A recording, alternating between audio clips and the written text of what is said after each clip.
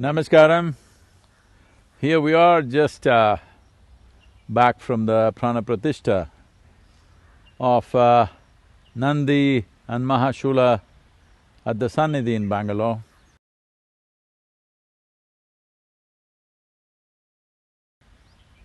And of course, the whole country is agog about Sri Rama temple in Ayodhya. Rightly so, because people have been waiting for over 500 years. And here it is, so there is a tremendous excitement in the country. What is this all about?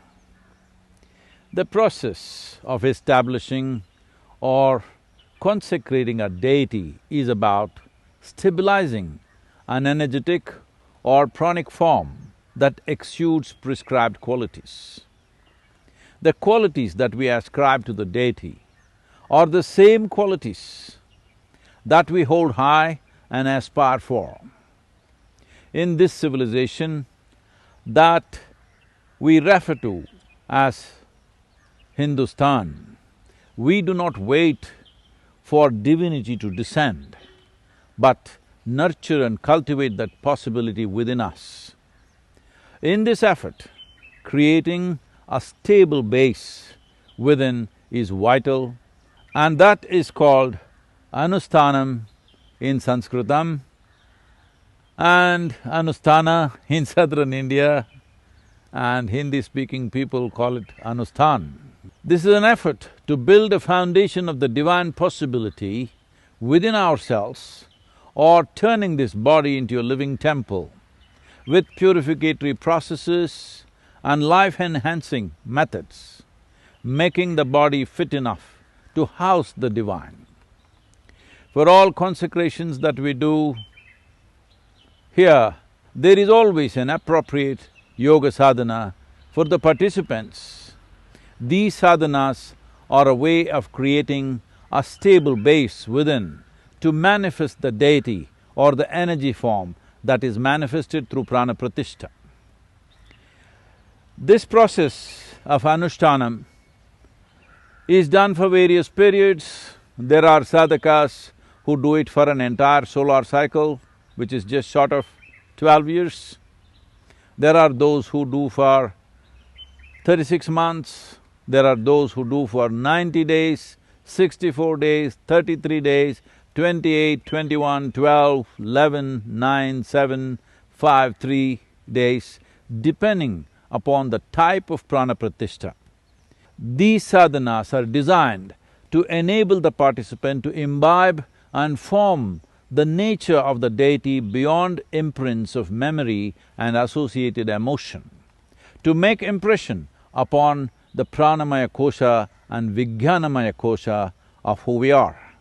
That means, beyond the physical body and mental structures, we want to take this imprint of both this form and its qualities at a deeper level. In other words, to store or sow the divine possibility into your deeper space of oneself, that the general rigor of life cannot deny or contaminate that possibility.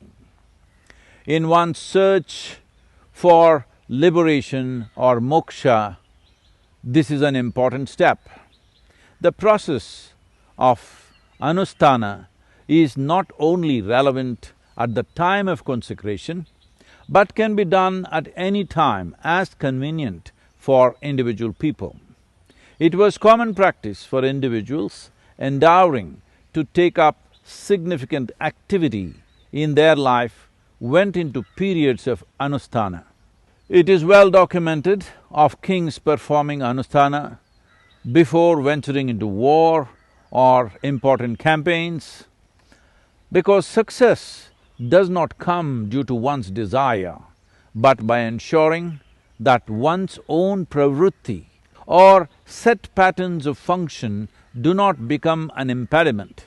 To take on great challenges of the world, first thing to ensure is that you are not the problem. Anusthana is a powerful way that involves various methods as per the evolution of the individual, or for every type of human being, a specific Anusthana can be worked out. It can be prescribed in terms of physical processes, breath-related, ritualistic, energetic, or very consciousness-oriented. Every human being needs to do or find a way of doing Anusthana if wanting to live a life of impact and fulfillment. It is very heartening for me to see that the head of state of this great crucible of civilization doing Anusthana upon Rama, who in many ways is held as the epitome of a just, stable and a prosperous rule. Not just one leader, but all leaders and citizens of Bharat should do Anusthana to create Ramaraja. Or a nation that is based on principles and rules, a law-abiding nation, which we refer to as dharma. Dharma as a word has been confiscated by the common narrative of being a religion. Dharma means a law. There were various types of dharmas. Raja dharma for the Raja, Grihastha dharma for people who live in families, Guru dharma for those who take up that position, various kinds of dharmas for different kinds of activity. That means rules and principles and ethics as to how one should function in a given position. But the most important dharma is swadharma, the dharma concerned with oneself. That is a spiritual process and that has taken the dominance, and today other dharmas are not being talked about. So what does Ramaraja mean? Is it about going back to bow and arrow times? No. It is about the values, the fundamental ethic that one should hold. When other people come under your influence, leaders who keep their personal well-being aside for people's welfare, this is Rama. Willing to sacrifice personal goals for the larger good, that is Rama. To address all negativity with equanimity and grace, that is Rama. No matter at what cost, to establish the rule of law or dharma, that is Rama. A constant striving to improve oneself, to be able to serve better every moment of your life, that is Rama. And if leaders aspire to become this, if they do Anusthana on these qualities, there shall be Ramaraja. When I say leaders, don't just think about political and military leaders or that sort. If you have just one more life upon which you can influence, if your influence is on one life or 10 lives or 1,000,000 lives or 1,000,000,000 lives, if you have the ability to influence and be a power upon another life, you must follow these 5 principles and you must create Ramaraja wherever you are. That's what it means.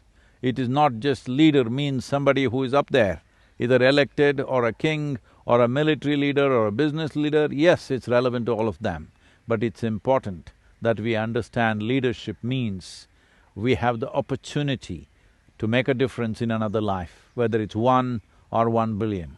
That's not the point. Let's create Ramaraja, let's make it happen.